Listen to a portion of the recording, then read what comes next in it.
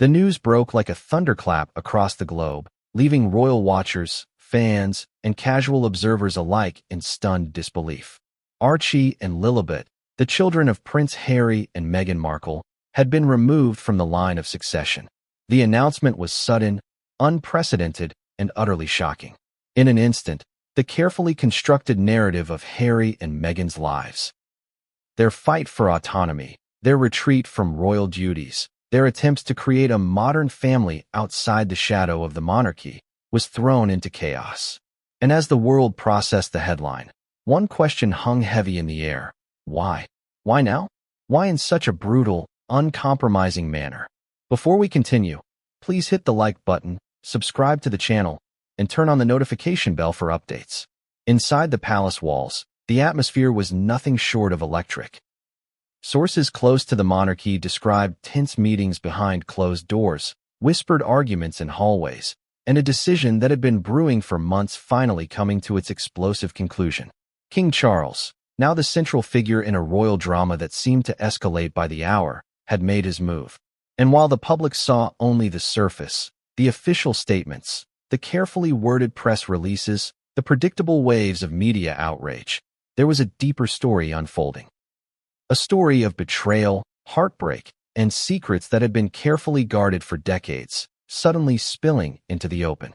For Harry and Meghan, the news was devastating. Archie, just 8 years old, and Lilibet, barely a toddler, had their positions in the royal hierarchy stripped away, not because of any wrongdoing on their part, but as a consequence of decisions made by adults caught in the complex web of power, tradition, and expectation. The pain was palpable, according to sources who witnessed the couple in private moments that the public could never see. There were tears, arguments, and long nights filled with what-ifs and regrets. Friends of the couple described them as inconsolable, grappling not just with the immediate shock, but with the profound implications for their family's future. The timing of this move added another layer of intrigue. Harry and Meghan had been steadily carving out their lives, their brand, and their influence outside the monarchy. They had relocated, engaged in high-profile media projects, and publicly advocated for causes close to their hearts. For many, it seemed as if they were finally free from the rigid expectations of royal life, free to make decisions for themselves and their children. And yet, in one swift stroke, the monarchy reminded them, and the world, that even in freedom, there were lines that could not be crossed and consequences that could not be avoided. The public reaction was instantaneous. Social media erupted with speculation, outrage, and commentary. Headlines screamed, timelines flooded with analysis, and commentators debated the implications of what some called the most audacious move by a reigning monarch in decades. Royal enthusiasts dug through historical precedents, searching for anything comparable, while casual observers watched, fascinated by the human drama unfolding in real time. The removal of Archie and Lilibet was not just a family matter. It was a global story, a reflection of how tradition, power, and personal relationships collide in ways that can shock even those who follow the monarchy religiously. But beyond the headlines, there were whispers. Whispers of letters exchanged in secrecy, of meetings that stretched long into the night, of conversations between the king and his advisors that the public would never hear. And in those whispers lay the true tension of the story. Harry and Meghan were not merely reacting to a bureaucratic adjustment. They were responding to a deeply personal affront, one that cut to the core of their identities as parents, as public figures, and as individuals seeking agency in a world that had often felt constricting and judgmental. Imagine, for a moment, the weight of that reality. Your children, innocent and unknowing, suddenly shifted out of their place in history. Their future, their identity within a centuries-old institution, altered not by choice, but by decree. How do you protect them? How do you reconcile love for family with the relentless glare of public attention? How do you process betrayal when it comes not from strangers, but from the very institution that was supposed to safeguard your legacy? These were the questions that haunted Harry and Meghan in the immediate aftermath of the announcement, and they were questions with no easy answers. Sources close to the couple described harrowing scenes. Long walks in the dark, the couple huddled together as they tried to make sense of the decision, private conversations with advisors that oscillated between hope and despair, moments of quiet reflection that occasionally erupted into bursts of frustration. Meghan, in particular, was reported to be visibly shaken, struggling to reconcile the loss with her protective instincts as a mother. Harry, simultaneously furious and heartbroken, grappled with a mixture of disbelief and strategic thinking. How to respond publicly, how to shield his children, and how to maintain a semblance of dignity in the face of what he perceived as a deep personal attack. And yet, amid the turmoil, there were strategic calculations at play. Royal watchers speculated that King Charles's decision was not impulsive but carefully planned, designed to assert authority and reinforce the traditional hierarchy of the monarchy. The timing, the wording, the immediate release to the press, all suggested a calculated move, one meant to send a message both internally and externally. But what was that message? Was it a warning to Harry and Meghan, a reaffirmation of royal tradition, or something even more personal and bitter? The answers, hidden behind the closed doors of palaces and private residences, remained tantalizingly out of reach, but they fueled speculation, intrigue, and the intense curiosity of the public. As the world watched, the narrative began to shift from mere reporting of events to an exploration of motives, emotions, and consequences. This story was no longer about the removal of children from a line of succession. It was about power, identity, and the fragility of human relationships under extraordinary pressure. Every tweet, every article, every televised commentary became part of a larger mosaic, a story being written in real time that combined elements of history, family drama, and high-stakes political maneuvering. For Harry and Meghan, the personal and the public had collided in a way that was both intimate and unavoidable. Yet, even in the darkest moments, there was a glimmer of defiance. Friends and confidants of the couple spoke of Harry and Meghan's resilience, their determination to fight for their children, and their refusal to be silenced or diminished. They were aware, as anyone following their journey would be, that this was not just a story of loss. It was a story of resistance, of standing up to centuries-old traditions that sometimes clash violently with personal conviction. The tension between the old guard and the modern family, between public expectation and private reality, had reached a boiling point. And in that tension lay the heart of the drama that would unfold over the coming months and years. The morning began like any other in the meticulously ordered world of royal communications, but by mid-afternoon, everything had changed. A statement, brief, clinical, yet devastating in its implications, had been released to the world. Archie and Lilibet, the children of Prince Harry and Meghan Markle, were no longer in the line of succession. The news spread with lightning speed, carried across headlines, television networks, and social media platforms, igniting a frenzy of speculation, outrage, and disbelief. To anyone outside the royal family, it seemed almost impossible. How could the very institution that had welcomed these children into history now erase them with the stroke of a pen? And yet, there it was. Official, undeniable, and shocking in its simplicity. Inside the palace, the atmosphere was tense, heavy with anticipation. Insiders describe a scene of hushed conversations in gilded hallways, advisors pacing, and staff exchanging worried glances. King Charles had made the decision after weeks of deliberation, a culmination of private meetings, legal consultations, and strategic discussions. The official statement was carefully worded, balancing the formality of royal protocol with the gravity of the action. Yet, for Harry and Meghan, no amount of careful phrasing could soften the blow. This was personal. This was a direct strike at their family, their children, and the lives they had been working tirelessly to build. The reaction was immediate and intense. Royal watchers, accustomed to intrigue but rarely witnessing such an overt move against the children of a prince, were stunned. Social media erupted with speculation, anger, and emotional appeals. Commentators debated endlessly. Was this a punishment? A precaution? A necessary step to maintain tradition? Each theory seemed as plausible as it was terrifying. Meanwhile, tabloids capitalized on the drama, framing the story in bold headlines that captured the shock, outrage, and disbelief swirling around the globe. For Harry, the impact was immediate and visceral. Friends who had spoken to him privately described a man grappling with disbelief and fury, struggling to process the enormity of what had just occurred. The removal of Archie and Lilibet from the line of succession was not just a bureaucratic adjustment. It was, in his eyes, a profound violation of trust. The monarchy, which he had once served loyally, had just taken a step that felt both arbitrary and deeply personal. His face, usually composed and reserved in public, reportedly revealed the raw emotion he was experiencing in private moments that no cameras could capture. Meghan, equally shaken, experienced the news through the prism of a mother's love and instinctive protectiveness. Friends close to her described moments of quiet despair punctuated by bursts of anger, frustration, and determination. She had fought tirelessly for her children's place in the world, navigating the labyrinth of royal expectations, media scrutiny, and public opinion. And now, in a single stroke, the security and validation she had sought for her family had been ripped away. Her grief was compounded by the knowledge that there was little she could do in the immediate term to reverse the decision.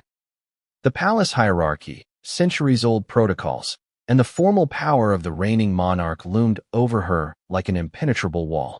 What made the moment even more shocking was the timing. For months, Harry and Meghan had been quietly reshaping their lives outside the shadow of traditional royal duties. They had moved to new homes, launched philanthropic projects, engaged with media on their terms, and appeared to be forging a new path that balanced public influence with private family life. The world saw a family thriving, asserting independence, and creating their own legacy. Yet the monarchy's move was a stark reminder that independence does not grant immunity, and that power, especially hereditary power, is rarely relinquished without assertion. The removal of the children from succession was a declaration, a message, and, for some insiders, a warning. Within hours of the announcement, the palace began to manage the fallout. Advisors worked behind the scenes to prepare responses, anticipate media narratives, and provide guidance to senior royals. Yet, even with careful planning, the situation was volatile. Every comment, every action, was analyzed under the unforgiving gaze of the public eye. A simple misstep could ignite a scandal larger than anything the royal family had seen in decades. The pressure was immense, not just for Harry and Meghan, but for every member of the institution touched by the decision. Meanwhile, Harry and Meghan retreated into private spaces, away from cameras and public statements, attempting to process the news. Accounts from friends and close associates reveal long hours spent talking, strategizing, and, at times, simply sitting in silence. There were tears, deep sighs of frustration, and the kind of quiet despair that comes from realizing that even when you are in the right, the system may still work against you. Meghan, who had long advocated for her children's visibility and security within the royal framework, felt the impact most acutely. Harry, who had wrestled with his own sense of belonging and identity in relation to the monarchy, experienced a mixture of anger, helplessness, and protective instinct. Together, they faced not just a personal crisis, but a public spectacle, forced to navigate grief and outrage under the relentless scrutiny of the world. Public reaction varied, as expected, from sympathetic to critical, from shock to voyeuristic fascination. Social media platforms were flooded with reactions, some supportive, some condemnatory. Fans of the couple expressed outrage, framing the move as an injustice against the children. Critics highlighted tradition, duty, and the unyielding nature of royal protocol. Every headline, every tweet, every viral post amplified the story, reinforcing the idea that this was not just a family matter but a global event. The interplay between private grief and public scrutiny created an almost unbearable tension, magnifying every emotional beat, every reaction, every calculated move. But there was more beneath the surface than the headlines could capture. Sources within the palace hinted at weeks, even months, of internal deliberation. This was not a spontaneous decision. It was the result of careful planning, legal advice, and strategic consideration. Every word of the official announcement had been crafted to convey authority, legitimacy, and the inevitability of the action. Yet for Harry and Meghan, the timing and execution felt ruthless. It was a reminder that power in the monarchy is both absolute and deeply personal, and that even those closest to it are not immune to its pressures or its cold calculus. As the day progressed, the couple faced logistical and emotional challenges. Advisors suggested ways to frame responses, lawyers analyzed potential recourses, and friends offered support. Yet every option seemed constrained by the immutable realities of royal protocol. The decision had created a ripple effect, touching not just Harry and Meghan, but the wider family, the institution itself, and the global audience that had come to follow every move of this family with obsessive interest. Each conversation, each action, was a delicate balance between emotional authenticity and strategic necessity. Despite the turmoil, Harry and Meghan's resilience began to surface. Sources describe moments where the couple shifted from shock to action, determined to protect their children and maintain agency over their lives. Plans were discussed, statements drafted, and contingencies considered. Yet, even in this display of strength, the emotional toll was evident. Grief, anger, frustration, and love collided in a private theater of emotions that no public spectacle could replicate. Every decision carried weight, every word had consequence, and every glance reflected the unspoken understanding that the world was watching, waiting for their next move. And yet, even as they navigated the immediate aftermath, the story was far from over. Whispers of confidential conversations, secret memos, and private confrontations hinted at deeper layers of drama yet to unfold. The world had witnessed only the surface, the official announcement, the social media reactions, the public statements. But behind the palace walls, a much more complex and emotionally charged narrative was taking shape.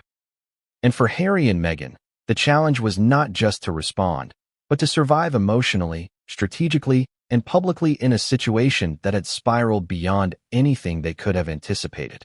The world saw a prince who often appeared composed, sometimes even stoic, in public. But behind the carefully curated appearances and diplomatic smiles, Harry was unraveling. The announcement that Archie and Lilibet had been removed from the line of succession was not just a shock. It was a gut punch that struck the deepest corners of his heart. Friends close to him described scenes of a man caught between fury and despair, struggling to reconcile his love for his children with the harsh reality imposed by the monarchy he once served so loyally. Harry's anguish was compounded by a lifetime of complex emotions surrounding the royal family. He had grown up under the public eye, his every move scrutinized, his private grief over losing his mother transformed into a spectacle for the world to consume. The removal of his own children from the line of succession echoed that old pain, a cruel reminder that history has a way of repeating itself, often in the most heartbreaking ways. It was as if the institution that had failed him in his youth had returned, once again wielding its authority in a way that left him powerless. In private, Harry wrestled with a storm of emotions. Anger surged alongside sorrow, frustration intertwined with helplessness, and at times, it felt as though the weight of centuries of royal tradition pressed directly on his shoulders. Friends who spoke to him during those early hours described him pacing, speaking rapidly at times, then falling silent, staring into space as if trying to comprehend a reality that refused to make sense. Every aspect of the decision felt personal, every nuance a reminder that even in a world that had promised stability, unpredictability, and betrayal, was never far away. The anguish was not just about protocol or hierarchy, it was about identity. Harry had spent years trying to define himself outside the monarchy, building a life and a family that reflected his values rather than the expectations of tradition. Yet this move reminded him that no matter how far he ran, the shadow of royal authority could reach him. It was a cruel irony. The very institution he had sought to step away from was still shaping the trajectory of his children's lives. That reality was impossible to ignore, and for Harry, impossible to accept without intense emotional conflict. Friends close to the couple recounted intimate moments that the public would never see. Late-night conversations filled with whispered fears and fragile hopes, moments of quiet desperation when even a single comforting word seemed elusive, and periods of brooding reflection where Harry wrestled with his options. Every scenario he imagined carried risk, every decision a potential misstep. He thought about the public reaction, about the media frenzy, about the moral and ethical implications of any move he might make. Yet, amid this strategic consideration, the emotional core remained, a father desperate to protect his children from a system that had, in his view, betrayed them. There was also guilt, a subtle, lingering weight that Harry could not shake. He thought of the times he had made choices for the sake of independence, for the sake of protecting Meghan, for the sake of breaking free from tradition. Now, he wondered if those choices had inadvertently left his children vulnerable. Every memory of past struggles with the monarchy resurfaced with brutal clarity. Moments of confrontation with advisors, tense conversations with his brother, public events where he had been criticized or misrepresented. All of it converged in a wave of emotional turbulence, leaving him with a sense of helplessness that was almost unbearable. The anger was real, too. Not just frustration at the decision itself, but at the way it had been executed. There were no warnings, no preparatory conversations, no indication that this seismic change was imminent. It had been communicated to the public with precision, leaving Harry and Meghan to process it privately. That omission, that lack of transparency, felt like a deliberate blow. Friends describe him as alternating between cold fury and deep sorrow, a man oscillating between the instinct to fight and the instinct to retreat. Every thought of the public eye added another layer of pressure. How to appear composed, how to maintain dignity, how to navigate a situation in which emotional authenticity could be misconstrued as weakness. Harry's reflections often turned inward, revisiting his own childhood, the loss of his mother, and the complex dynamics with his father and brother. The parallels were impossible to ignore. As a child, he had felt powerless, manipulated, and forced to comply with expectations that sometimes conflicted with his sense of justice and fairness. Now, as a parent himself, those old wounds were reopening in stark relief. The thought that Archie and Lilibet might one day face similar struggles under the weight of royal tradition was unbearable. In his mind, the stakes were not just personal, they were generational, a potential cycle of trauma that he was determined to break, even as he grappled with the immediate devastation. Friends also noted moments of quiet resolve. Despite the emotional storm, Harry was calculating, considering every potential course of action with laser focus. Legal avenues, public statements, strategic communications, all were weighed carefully. He consulted advisors who understood the intricate rules of succession and the delicate balance of family dynamics. Every decision was informed by both emotion and strategy, creating a delicate tension between acting impulsively in the heat of anger and acting deliberately to protect his children's long-term interests. It was exhausting, mentally and emotionally, but necessary. One of the most striking aspects of Harry's anguish was the isolation he felt. Even surrounded by advisors, family, and supporters, there was a sense that he bore the weight of this crisis alone. Only he could fully understand the depth of the emotional impact, the combination of grief, anger, frustration, and fear that came with seeing his children stripped of their place in history. It was an isolation compounded by the public nature of the drama. Every private emotion had the potential to become a headline, every personal moment a source of speculation. The pressure to maintain composure while processing such a deeply personal loss was almost unbearable. Yet, even amid the darkness, there were glimmers of hope. Harry's protective instincts, his love for Meghan, and his commitment to his children provided a source of resilience. He found solace in private moments with Meghan, in whispered conversations about the future, in tentative plans for how to shield his family from further harm. He also began to consider how to leverage the public's empathy and understanding, recognizing that while the monarchy wielded power, the court of public opinion could be an ally in ways that tradition alone could not achieve. But just as he began to gather strength, new information surfaced. Rumors, leaks, and hints of internal palace strategies that had been orchestrated long before the announcement. Each revelation added fuel to the fire of his anger and deepened the sense of betrayal. Friends describe him as being at once furious, bewildered, and profoundly sad, navigating a maze of emotions that shifted minute by minute. There was no simple path forward, no clear solution, and no certainty that even the most carefully planned response would yield a favorable outcome. In these moments, Harry's anguish became almost tangible, a force that defined his every action and thought. The personal and the political, the private and the public, converged in a way that left him emotionally raw. He knew that the world would scrutinize every reaction, every gesture, every word. Yet he also understood that the stakes were higher than ever before. His children's place in the world, their security, and their future depended on his ability to navigate this storm with both clarity and courage. And then came the call that changed everything. Not a call that resolved the situation, nor one that offered comfort, but a call that revealed layers of the crisis Harry had not yet considered. Advisors, family members, and palace insiders were suddenly involved in a web of intrigue, creating possibilities that were simultaneously terrifying and illuminating. This was no longer simply about succession. It was about power, influence, and the raw emotions that come when family, tradition, and global scrutiny collide. The world often sees Meghan Markle through carefully curated lenses, red carpet appearances, polished interviews, and carefully controlled social media posts. But those glimpses never tell the full story.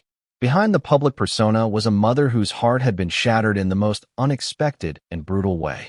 The news that Archie and Lilibet had been removed from the line of succession hit her like a tidal wave, sweeping through every corner of her carefully constructed life. Friends described her as inconsolable in private, a woman whose tears carried the weight of betrayal, frustration, and the fierce love of a parent determined to protect her children at all costs. For Meghan, the anguish was deeply personal.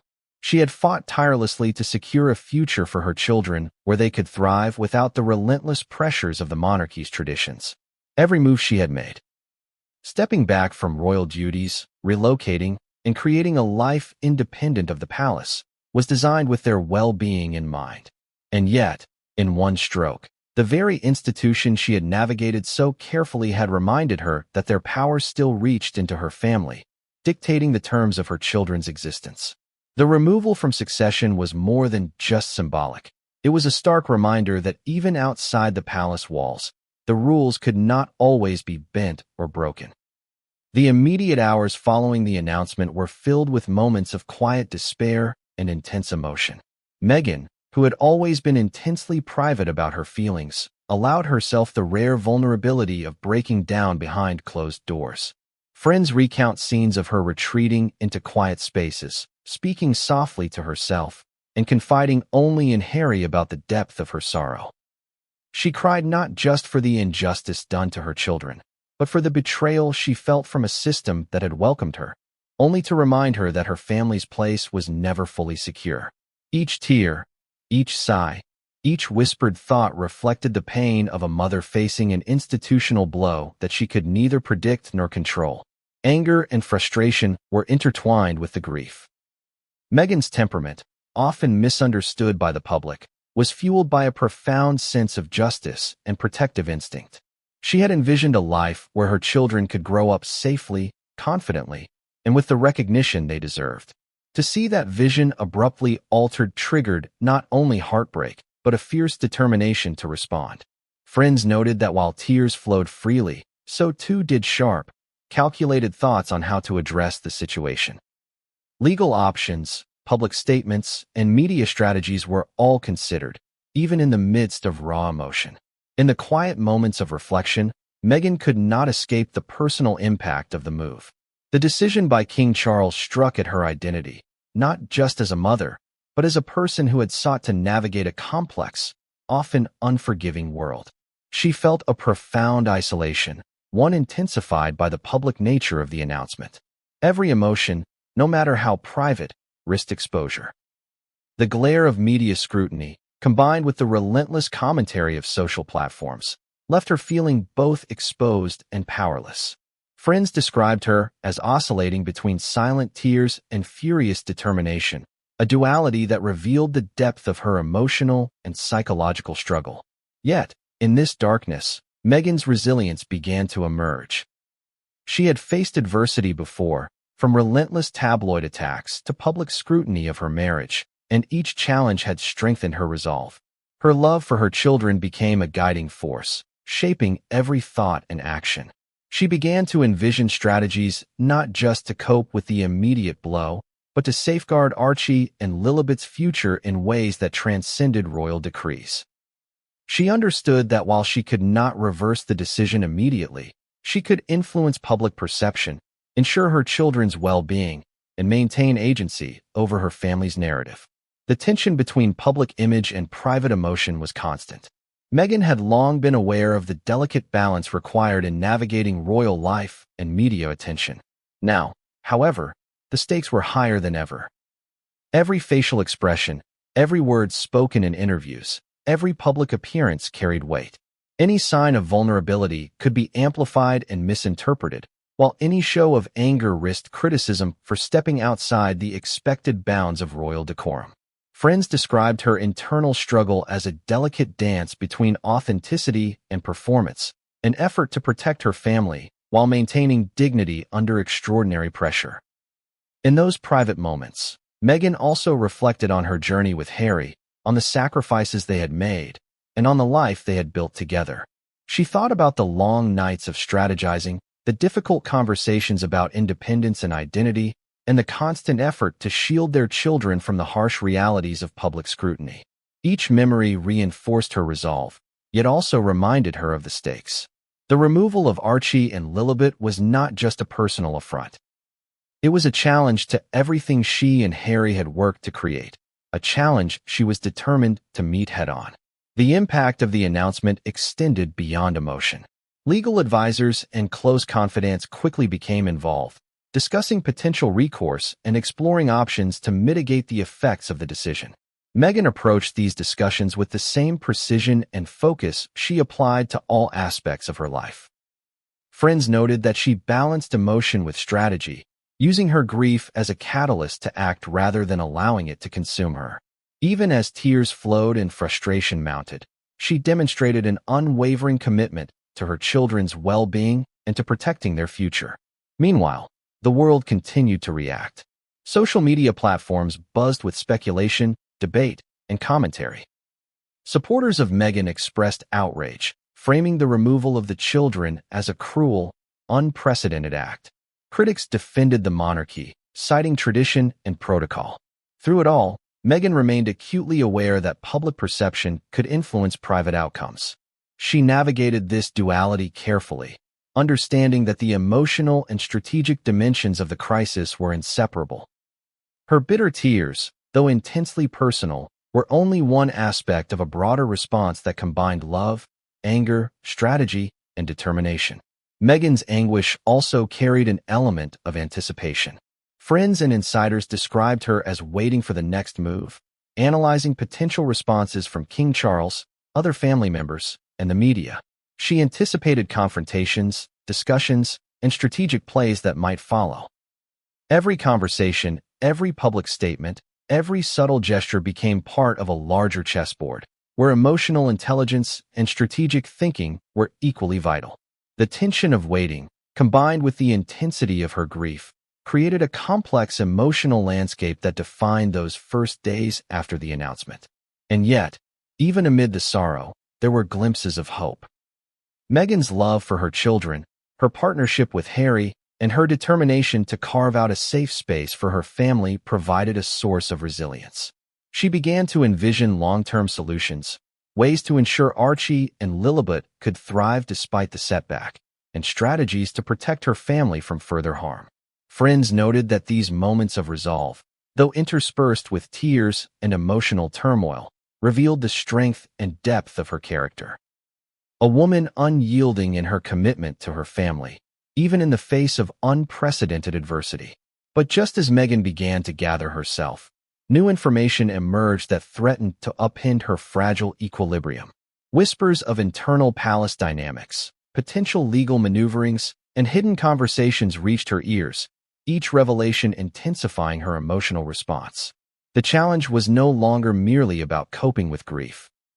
It was about navigating a labyrinth of power, secrecy, and strategy that would test her resolve in ways she could not yet imagine. And then came the moment that would leave her questioning everything she had thought she knew about loyalty, love, and family.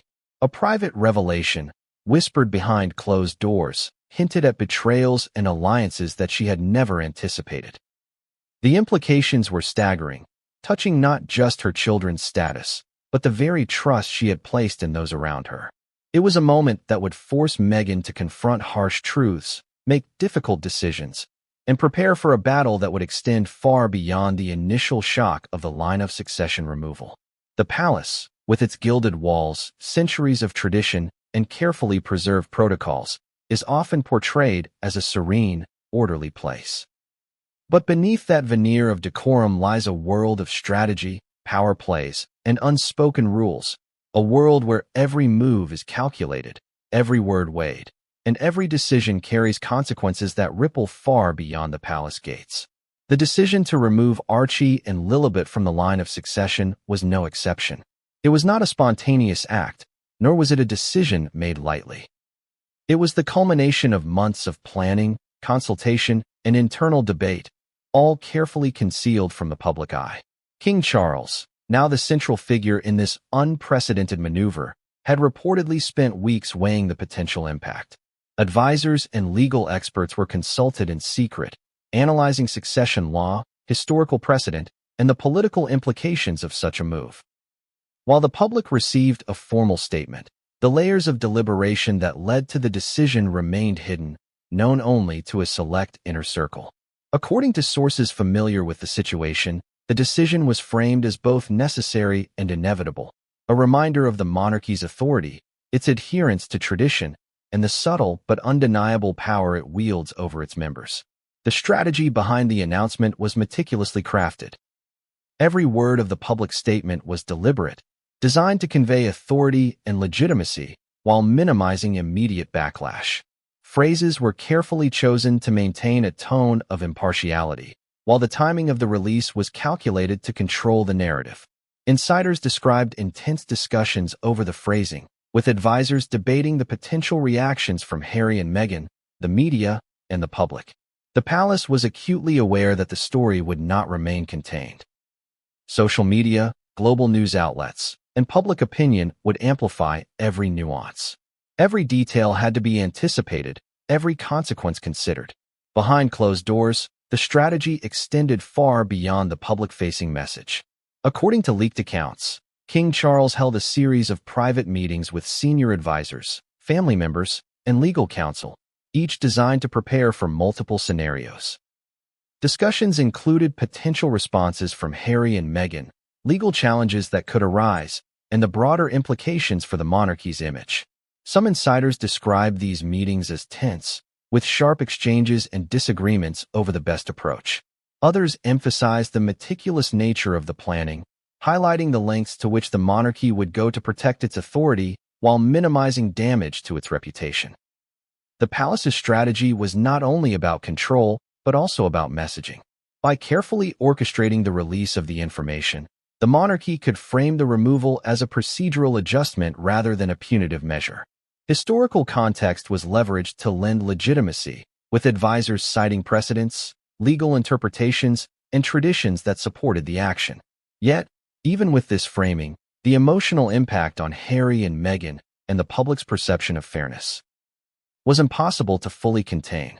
The palace understood that a delicate balance was required, asserting authority without provoking a backlash strong enough to undermine the monarchy's credibility.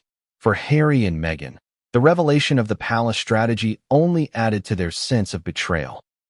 Friends described their shock and anger at the calculated nature of the decision, realizing that this was not a simple administrative move, but a carefully plotted action with their family as the focal point. The precision of the strategy, the secrecy of the consultations, and the timing of the public announcement all underscored the depth of the challenge they faced. It was one thing to contend with a procedural adjustment. It was entirely another to confront a coordinated, multi-layered effort that had been planned without their knowledge or input. The secrecy surrounding the decision also fueled speculation. Palace insiders hinted at back-channel communications, confidential memos, and discreet conversations that had taken place over months. Who had advocated for the removal? Who had resisted it? Which advisors had played pivotal roles in shaping the outcome? While these questions could not be answered definitively, the whispers alone added layers of tension to an already volatile situation. For Harry and Meghan, The lack of transparency was a source of profound frustration, leaving them to piece together a narrative from partial information, leaked details, and informed speculation. Strategically, the decision to remove the children from succession also served multiple purposes. It reinforced King Charles's authority, demonstrated adherence to tradition, and sent a clear message about the limits of autonomy within the royal family. Insiders suggested that the move was designed not only to assert control over Harry and Meghan, but also to signal to other family members the enduring weight of royal precedent. Every element of the decision, from the wording of the statement to the timing of the announcement, was intended to convey a sense of inevitability and control, a reminder that even those who seek independence remain subject to the overarching structure of the monarchy. Yet, even within the palace, the strategy was not without tension. Reports of heated debates, differing opinions among advisors, and concerns about public perception reveal the complexity of the decision-making process. Some officials reportedly feared that the move would provoke global outrage, spark media criticism, and further strain relationships with Harry and Meghan. Others argued that decisive action was necessary to preserve tradition and maintain the integrity of succession rules. The dynamic reflected a larger truth about the monarchy. Decisions are rarely simple, rarely unanimous, and always fraught with competing priorities and hidden agendas. As the palace executed its strategy, Harry and Meghan's private responses became a critical consideration. Advisors anticipated a range of reactions, from public statements to legal challenges to behind-the-scenes advocacy. Every potential move was evaluated for its impact on both the family and the institution. Sources indicate that contingency plans were developed to manage communications, legal obstacles, and public sentiment. The monarchy, while appearing unified on the surface, was engaged in a high-stakes game of prediction and influence, attempting to stay several steps ahead of the couple whose lives and emotions were now at the center of a global drama. Meanwhile, the broader royal family watched the unfolding events with varying degrees of concern, curiosity, and apprehension. Some senior members reportedly supported the decision, viewing it as necessary for preserving tradition and asserting authority. Others expressed unease about the emotional and public fallout, recognizing that the move carried risks that extended far beyond the palace walls. These internal dynamics added another layer of complexity to an already intricate situation, demonstrating that even in a centuries-old institution, personal loyalties, emotions, and differing philosophies could shape the outcome of critical decisions. And yet, despite the careful planning, the palace could not fully predict the human element. Harry and Meghan's responses, informed by love, anger, and instinct, were unpredictable. The couple had demonstrated resilience, creativity, and strategic acumen in navigating previous challenges, and insiders recognized that they were likely to respond in ways that would complicate the monarchy's carefully laid plans. The palace's strategy, while thorough, had to contend with the reality of two highly motivated, emotionally charged individuals who were determined to protect their children at all costs. As the public statement was released, the calculated nature of the decision became clear to observers. Every phrase, every subtle nuance, and every aspect of the timing reflected a deliberate effort to assert authority while managing perception. Yet behind this polished exterior lay a web of secrecy, emotion, and strategy that would only fully reveal itself over time. For Harry and Meghan, the challenge was not simply to absorb the shock, but to navigate the intricate and often opaque mechanisms of power that had been set in motion behind closed doors. But just as the palace believed the initial shock had been contained, new information began to surface. Leaked memos, anonymous insider accounts, and subtle hints suggested that the strategy went even deeper than anyone had realized. The layers of planning, consultation, and internal debate were more complex and more calculated than the public could ever imagine. And for Harry and Meghan, this meant that the storm was far from over. The palace's carefully orchestrated maneuver had set the stage, but the next moves, private confrontations, legal maneuvers, and emotional reckonings, would test the couple in ways no one could have predicted. For most children, growing up is a process of discovering who they are, learning the world's rules, and finding a place where they belong. For Archie and Lilibet, however, that process had always been shadowed by something far heavier: the weight of history, expectation, and the scrutiny of a world obsessed with the monarchy. From the moment of their births, they were thrust into a narrative that extended far beyond their years, a narrative defined by titles, lineage, and the delicate balance of public perception.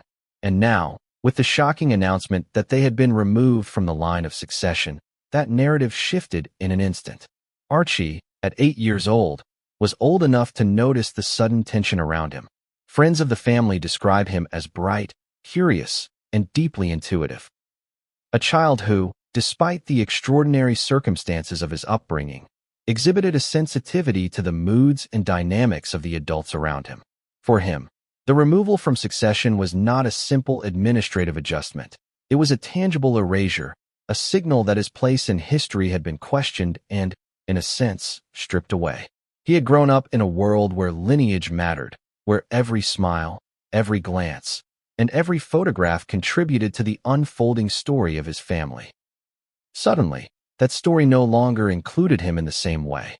Lilibet, younger and less aware of the mechanics of monarchy, experienced the world primarily through the lens of her parents' emotions. Friends describe her as perceptive, a child who senses mood and tension with an almost uncanny awareness. Though she could not yet grasp the full implications of succession rules, she felt the change in atmosphere. The weight of grief and anger that radiated from her parents, the quiet murmurs of advisors, and the subtle shift in how the world seemed to regard her family. Children, experts say, internalize emotions in ways adults often overlook. Lilibet, though shielded as much as possible, could not escape the undercurrent of uncertainty and tension that now defined her daily life.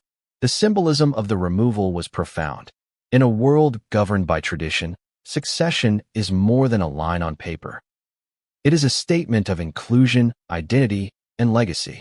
By removing Archie and Lilibet, the monarchy had sent a message not just to their parents, but to the public. Their roles were contingent, their positions negotiable, and their very presence in history subject to the authority of those above them. For Harry and Meghan, the challenge was not only to process this for themselves, but to shield their children from the emotional impact, to translate a complex and abstract concept into language and understanding that young children could grasp without fear. Sources close to the family describe quiet, heart-wrenching moments in which Harry and Meghan struggled to explain the change to their children. Conversations were delicate, balancing honesty with protection, truth with reassurance. Archie was old enough to sense the seriousness of the situation, while Lilibet, though younger, absorbed the tension intuitively. The parents' challenge was to navigate the emotional fallout without instilling fear, confusion, or resentment. These moments, unseen by the public, revealed the human cost of decisions that, on paper, might seem procedural but in reality carry deep emotional consequences. The media, of course, did not pause to consider these nuances. Headlines screamed, social media erupted, and the world debated the implications of the removal. For the children, the public conversation was incomprehensible, a barrage of voices and opinions they could not yet process. Even as Harry and Meghan sought to create a protective bubble, the global fascination with their family made it impossible to fully shield Archie and Lilibet. Every photograph, every article, every social media post carried echoes of the announcement, reinforcing the idea that their identities and futures were being contested publicly. The emotional impact on the children, though subtle, was profound. Insiders describe Archie as quietly contemplative, sometimes retreating into his own thoughts, while other times seeking reassurance from his parents.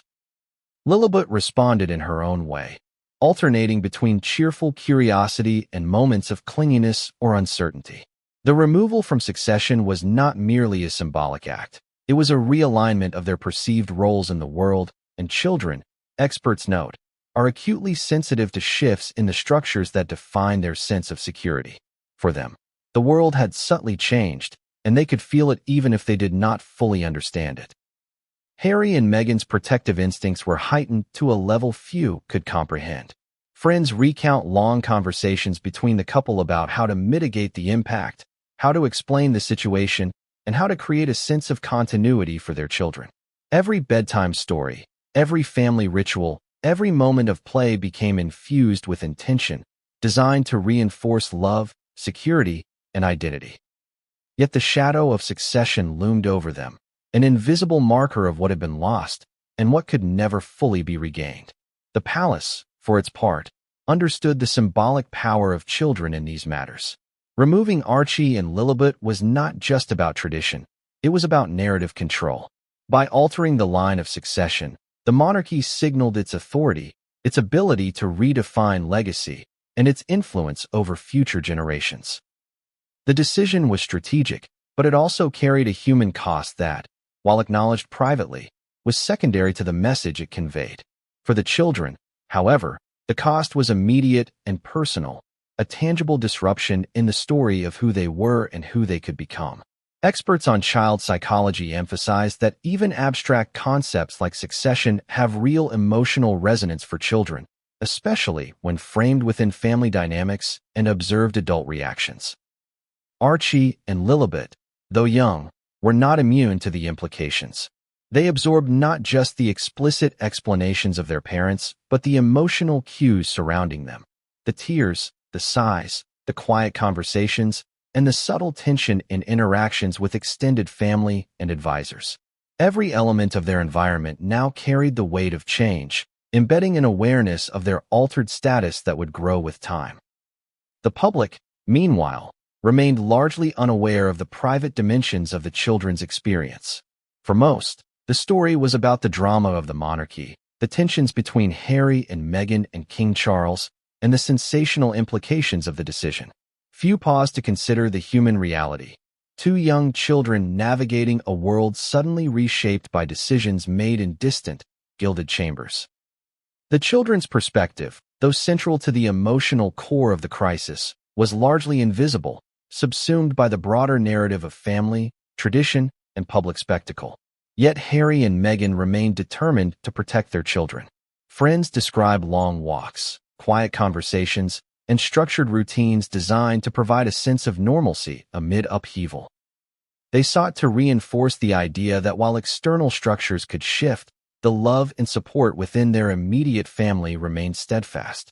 These efforts were both practical and symbolic, a demonstration that identity, security, and belonging are not solely determined by titles or succession, but by the enduring bonds of family.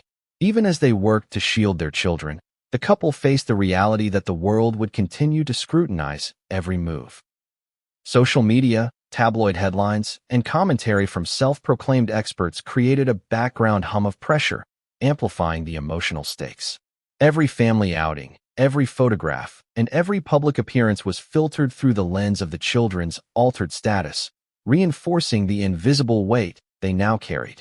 And yet, in the midst of uncertainty, there were moments of resilience and joy. Archie laughed, played, and showed curiosity about the world around him, while Lilibet's cheerful disposition illuminated the household despite the tension. These moments, fleeting as they were, provided Harry and Meghan with hope, reinforcing their determination to protect, guide, and nurture their children regardless of external circumstances. The challenge, however, remained daunting. How to reconcile the innocence of childhood with the harsh realities of a world that would never allow them to exist outside public scrutiny. But just as the couple began to find a fragile equilibrium, new developments threatened to disrupt it all. Insider reports hinted at looming confrontations, unseen negotiations, and subtle pressures that would force Harry and Meghan to confront the broader implications of the succession decision.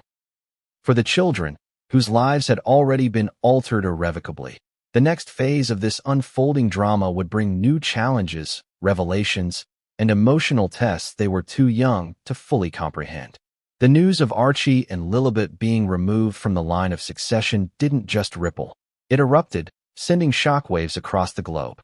Within minutes, social media platforms were ablaze. Twitter, Instagram, TikTok, and Facebook became battlegrounds, as supporters and critics alike weighed in on the unprecedented move. Hashtags trended in every time zone. Hashtag royal shock, hashtag children removed, hashtag Harry and Meghan. Even casual observers who rarely followed royal news felt compelled to comment, share, and debate. For Harry and Meghan, watching the global reaction was a mix of vindication and horror. Their private heartbreak had now become a public spectacle of unprecedented intensity. The headlines were immediate and unforgiving. Newspapers around the world ran with sensational titles, some expressing outrage, some offering justification, and others framing the story as another chapter in the decades-long saga of the royal family. In London, tabloids splashed photos of Harry and Meghan's children alongside dramatic captions emphasizing exclusion and monarchy's cold hand. Across the Atlantic, American outlets focused on the emotional angle, highlighting Meghan's tears and Harry's anguish, framing the situation as a story of love, betrayal, and injustice. In Australia, South Africa, and Canada, commentators debated the fairness of the decision, questioning tradition versus modernity and sparking heated discussions about race, privilege, and monarchy. Social media amplified the intensity exponentially. Memes, reaction videos, and commentary from influencers flooded platforms. Supporters of Harry and Meghan expressed outrage, calling the decision cruel and unnecessary. They framed it as a targeted attack on a family that had already endured relentless scrutiny, emphasizing the human cost for two young children. Critics, meanwhile, defended the monarchy, citing tradition and the need to preserve historical continuity. The dichotomy created a global debate where emotion and logic collided, and every post, every comment, and every share contributed to a swirling storm of attention. Among the public, emotions ran high. People empathized with the children, expressing concern over the psychological impact of being effectively erased from succession. Psychologists and child development experts were interviewed on major news networks, discussing the potential consequences of such a decision on young minds and family dynamics. Many emphasized the unique pressure of growing up in the public eye and questioned whether the monarchy had underestimated the emotional ramifications. The global conversation quickly transcended royal protocol, delving into human psychology, ethics, and the responsibilities of powerful institutions toward the most vulnerable members of their families. Harry and Meghan monitored the coverage closely, their private grief amplified by the scale of public reaction. Sources described them watching live streams, reading social media threads, and consulting with advisors to understand the evolving narrative. The couple experienced a complex mix of validation and frustration. On one hand, they saw empathy for their plight and recognition of the injustice. On the other, they realized that public opinion could also be weaponized against them, misinterpreted, or sensationalized to the detriment of their family. Every statement, every reaction, and every story became another layer of complexity in navigating a situation already fraught with emotional, strategic, and political dimensions. International leaders, celebrities, and influential voices also weighed in. Some expressed support for Harry and Meghan, citing the importance of family and the emotional harm caused to children. Others commented on tradition, hierarchy, and the preservation of royal protocol. Even actors, athletes, and social activists joined the discussion, turning the story into a cultural flashpoint. The sheer diversity of perspectives highlighted the global fascination with the monarchy, the universal appeal of the family drama, and the intense scrutiny applied to any decision affecting Harry and Meghan's children. The coverage wasn't uniformly sympathetic. Certain media outlets framed the removal as a long-overdue assertion of discipline, questioning Harry and Meghan's independence, loyalty, and decision-making. Commentators criticized the couple for stepping back from royal duties, yet remaining invested in family privileges. The tension between public opinion and private reality created an environment where every reaction had consequences. For the couple, the challenge was balancing the need to protect their children with the need to respond to a media landscape that thrived on outrage, scandal, and spectacle. Social media campaigns became increasingly organized. Supporters created petitions, online forums, and coordinated movements demanding that the monarchy reconsider its decision. Meanwhile, critics used similar platforms to justify the removal, sparking heated online debates and even digital confrontations. The virality of the story made containment impossible.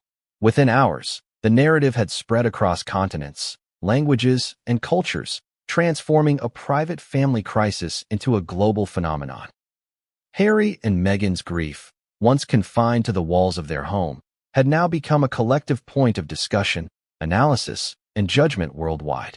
The psychological impact on Harry and Meghan was profound. Witnessing the intensity of public engagement was both validating and exhausting. They saw empathy and understanding, yet they also saw judgment and misrepresentation. Each headline, comment, or viral post felt personal. Friends describe Harry pacing while reading the news, grappling with a mixture of fury, sadness, and disbelief. Meghan reportedly shed bitter tears as she scrolled through messages from supporters and critics alike, experiencing firsthand the collision between private emotion and public scrutiny. Yet amidst the chaos, the couple recognized an opportunity. The global reaction could serve as leverage, a way to frame their narrative, protect their children, and highlight the emotional consequences of the monarchy's actions. Every public response, every interview, and every carefully crafted message became a strategic tool to assert agency in a situation where so much felt beyond their control. Their grief was transformed into a combination of advocacy, visibility, and subtle negotiation. A delicate balancing act that required emotional resilience and tactical awareness. The global outrage also intensified internal family dynamics. Within the royal family, whispers of concern, disapproval, and strategic response circulated. Senior members reportedly monitored the international reaction, aware that public opinion could influence the broader perception of monarchy, succession, and authority. Some saw the backlash as an opportunity to bridge gaps and engage in dialogue with Harry and Meghan, while others viewed it as a threat to tradition, hierarchy, and institutional control. The interplay between private strategy and public pressure became a critical factor in shaping the next phase of this unfolding drama. Harry and Meghan's supporters also played a pivotal role in shaping the narrative. Influential journalists, commentators, and social media personalities amplified the couple's perspective, emphasizing the emotional stakes for their children. The story